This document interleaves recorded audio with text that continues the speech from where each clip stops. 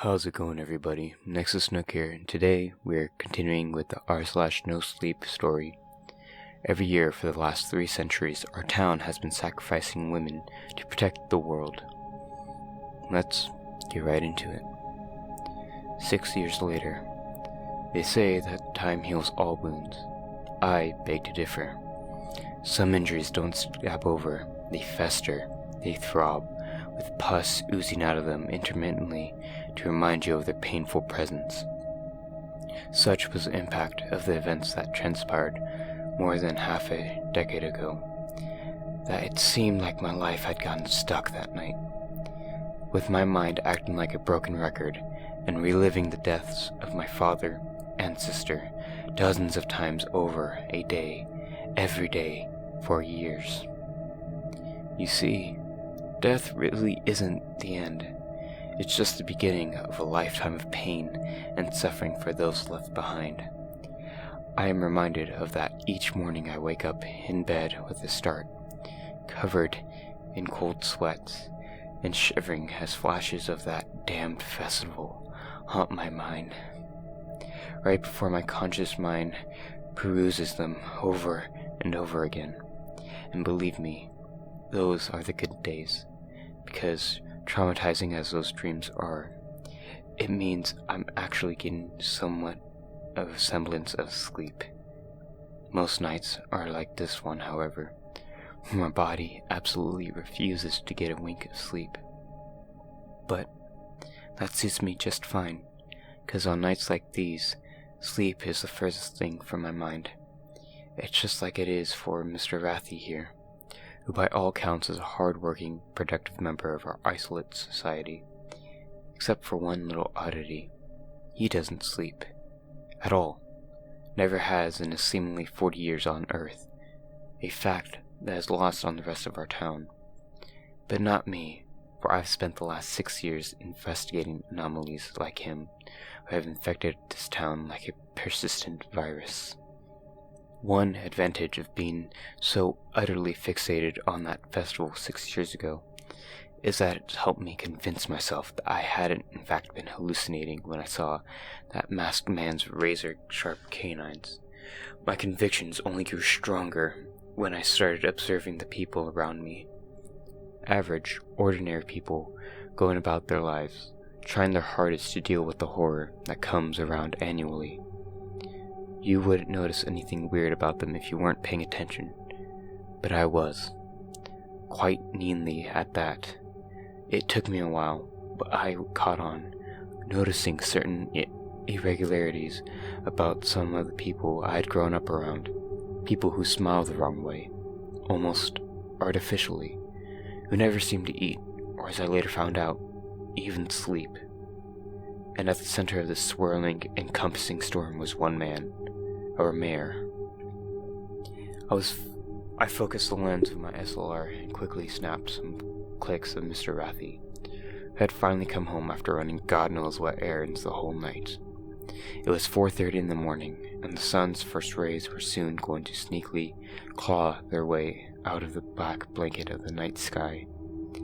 A couple of hours from now, the man I was following would show up at work, looking fresh and well-rested, almost inhumanly so. I had a couple of theories about what this man was up to, mainly involving vampires and blood. I wasn't sure of anything just yet. My progress had been slow. I had to carry out my work while maintaining the facade of a grieving yet hard-working member of society.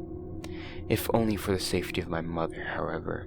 Slowly but surely, I was beginning to unravel the mysteries of this place, like a manic obsessive that I actually was. As my quarry shut the front door of his house, I put my camera in my backpack, slipped out of the bushes, and started jogging back home with my hoodie pulled up. I had to get back before the curious and revolving eyes of those on their early morning walks caught sight of me. The cold mountain breeze from the Himalayas was slowly retreating from the valley, and a subtle warmth was beginning to creep in by the time I descended onto the winding cobblestone street that curved its way to my house. I froze as I saw my mother ambling and aimlessly on the pavement outside her house, streetlights harshly illuminating her distressed face. Shit, what was she doing outside? I picked up pace and began running. Her eyes widened as she saw me, her long, disheveled gray hair trembling as she began sobbing and blubbering. "What happened, Ma?" I asked, squeezing her shoulders comfortably. "You're dead," she cried. I can't see him anywhere. I woke, and he wasn't there." "Shh, it's okay." No, it's not," she protested angrily. "He's never done this. Where could he be? We have to find him." "It's okay, Ma," I replied. "Let's go back inside. He'll be back soon." I helped her get back inside the house as she clung to me desperately. She was drowning, and I was a lifeless piece of wood floating in a turbulent sea. It had been like this ever since that night. Her mind had been completely broken, and I had been looking after her ever since. And this damned town wouldn't even let us leave to get her some much-needed help. All I could rely on were sedatives prescribed by a doctor I suspected was also one of them. I fed her the medicine after counting, and realizing she had indeed skipped a dose, and tucked her in, staying with her until she fell asleep. I was cleaning the tables at our restaurant when he walked in. It was early enough in the day that sunlight began streaming through the glass windows, creating golden cones for dust particles to dance in. None of our staff had showed up yet, and we had our first customer already, a tall, muscular man, probably my age. He was dressed in black and wearing a thick beanie that had pulled down to his forehead. "I'm sorry, sir, we're not open yet," I said apologetically. He waved his hand dismissively. "That's okay. I'll just wait." Without bothering to wait for a reply, he plopped himself down at a table I had just cleaned and began tapping away at his smartphone. I had been so taken aback by this sudden appearance, I didn't even notice that I've never seen him before. The fact that a perfect stranger walked into my restaurant slammed into me with the force of a small truck. Strangers are rarer than four-leaf clovers in these hills. Who was this guy? How did he make it all the way here? Was there a safe way in and out of this town? Or was he working for the mayor? Fear began to claw its way up my spine as I considered the various possibilities. I cleared my throat. "Are you new here, sir? I've never seen you before." "I am," he replied without looking up. "Just passing through here." "Passing through?" He looked up, his lips stretching into a warm smile. "I just graduated college. I wanted to explore myself. So I hopped into my car, and well, here I am." He stretched his arms out wide. "And you just rode in?" He nodded. "Drove up the road, just like that." "Why?" he asked, his eyes twinkling. "Don't see many strangers in this town?"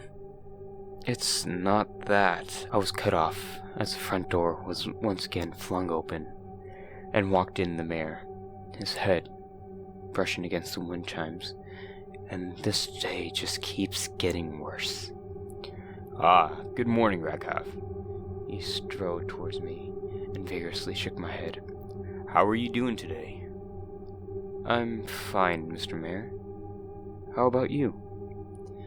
As I replied as I craned my head slightly to look outside and saw the mayor's security people keeping watch. Good, he replied before turning his head to look at the stranger. "Good morning to you too, sir. Welcome to our town." "Thanks," the stranger said. I guess it's really true that strangers are rare in this town, if the mayor himself was able to recognize one at first glance. The mayor laughed. Touché. We are a very close-knit community after all. He looked back at me, his brow frowning with fake worry. How's your mother doing, Raghav? He said softly. This part of the conversation was clearly meant for the two of us. I just clenched my teeth before relaxing. Some days are good, some not so much. He patted my arm. Terrible business. What happened to her? I could see tears forming in his eyes. The bastard. Please, know that we are still here for you. If there's anything you need, you only have to ask. Thank you, Mr. Mayor. He hesitated, the movement seemingly very rehearsed. It's just, I am very worried about you. I have been hearing things, troubling things. Like what? I asked warily. You've been seen at night roaming around. Some people have started to get scared that you might, well, snap. Goosebumps shot up my arm. Oh no. I had been so careful. No, scratch that. It was foolish of me to think that they wouldn't find out what I was doing at this time. I was being followed on my nocturnal outings. I shuddered at the thought. And now this? He gestured. You can see why I'm worried, right? I have never seen this man in my life, I whispered fiercely. I swear it. His eyes hardened disbelievably. You are not a child anymore, Raghav. You have responsibilities. A sick mother who needs you.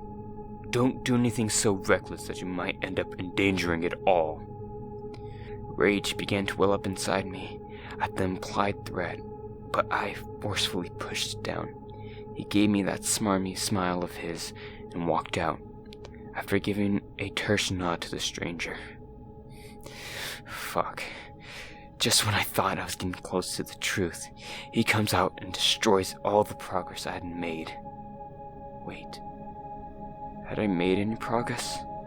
Or was he just letting me do all this, indulging my nighttime activities like a doubting father? I had never hated him quite as much as I hated him then, not even on that night. Interesting fellow, isn't he? The stranger asked, jolting me back to reality. He sure is, I mumbled, and got back to my work. Tell me something, Raghav, he continued. What's exactly happened to Aditi? I jerked my head back, worming its way through my cracks and spreading on my face.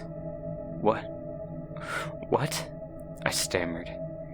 How did she die? He asked patiently. That mayor was involved somehow, wasn't he? I don't know what you're talking about. What is happening in this town? Something is dangerously wrong in this place, and you know what it is, don't you? Who the fuck are you? I shouted. And how does he know so much?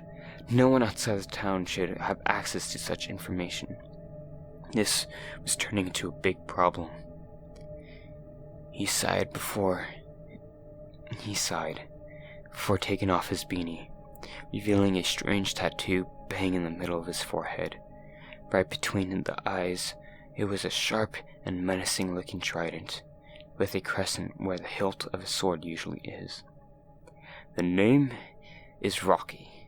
I'm here to help. I quickly reached for my phone to call the mayor to ward off any suspicions against me, but he was quick. He jumped faster than I thought would be possible and punched me in the face, knocking me out cold. That was incredibly stupid, you know, Rocky said, as he held an ice pack against my jaw. I just groaned in response. Listen, I know I must look very suspicious, but believe me, I'm here to help. Whatever is happening here, I intend to stop it. Okay? He added. I guess I'll explain who I am and how I know all this. Just hear me out before you decide what to do." With that, he launched into his story, unbelievably, as it seemed to me. But then again, with everything I'd personally witnessed, it very well could be within the realm of truth. He claimed to be a part of a group who hunted, for lack of a better word, monsters. Our town had not been a blimp on the radar before a bored colleague of his noticed something strange. Information disappearing from government databases, the strange annual deaths of healthy women, and inexplicable accidents. Most importantly, the strange high seismic activity in the region. And so, I decided to come here and personally investigate this town, he concluded. "I know your sister and your father were victims of whatever is happening here. Help me put an end to this."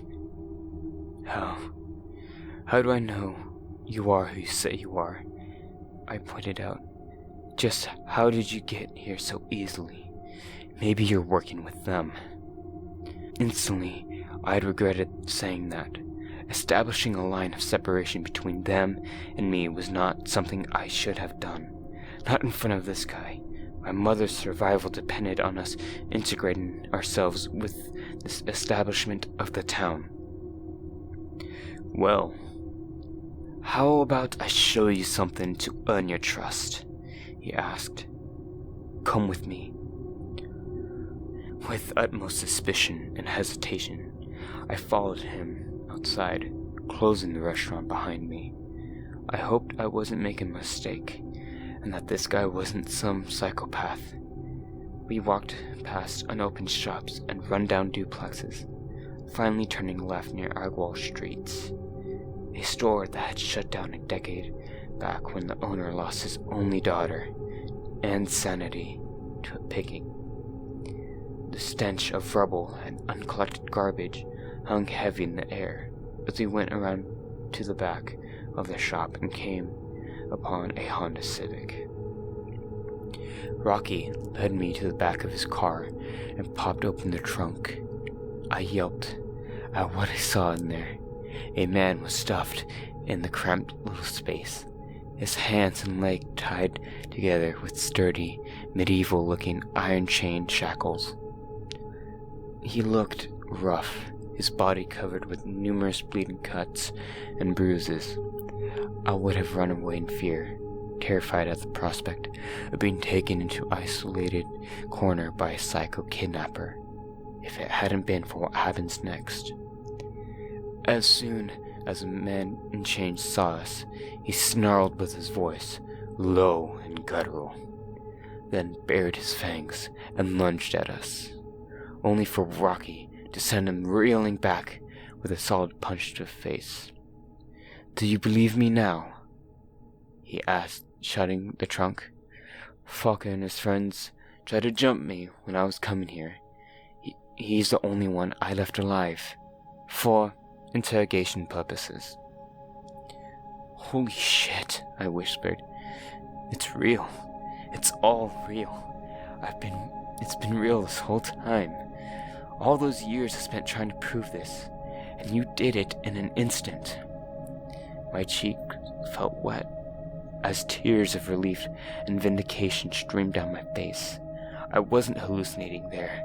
There were really monsters in my home. That has to be the happiest I've ever seen someone after coming face to face with a vampire, Rocky remarked dryly. "So, will you help me?" I sniffled and shook my head. I don't know. You need to give me some time, man. This is all too sudden. I have to think about it. There's my mom, and I need to make sure she's safe. Just let me process this, okay?" "Understood, but I'd urge you to hurry," he replied. "We don't have a lot of time to waste here, right?" I should go now. The cook and the other staff should be coming in any second. I shook his hand and took my leave, pondering the strange events of that day. I was glad I took some time to think it over, and I didn't just dive into the deep end of the pool of this insanity. The mayor was right to be suspicious of him. He posed the greatest single threat to this grotesque system put in place on this town. I couldn't help feel giddy at the sight of a vampire. Someone needed to hurt these motherfuckers. I had a pleasant smile on my face, and was happily skipping back the way I'd come when I was thrown backwards by an explosion that tore through the restaurant. Glass panes shattered, and blazing hot ball of fire leapt out of the broken windows, hungrily consuming the oxygen in its path as concussion of a bomb blast sent me flying back, with a loud noise temporarily robbing me of all hearing. Next thing I remember was hearing Beethoven's For Release blaring on my cell phone. I gingerly got up, my knees and elbows throbbing in pain. I could see people running around in the area. Almost subconsciously, I answered the phone call, with a heavily modulated voice speaking into my ear soon after. Take the advice you were given and back off, Radiotts. Next time, will be your house we blow up, with your mother inside it. And that was the end of part 2 of the story. Part 3 should be coming out next week, hopefully, and I'm sorry for not uploading this week.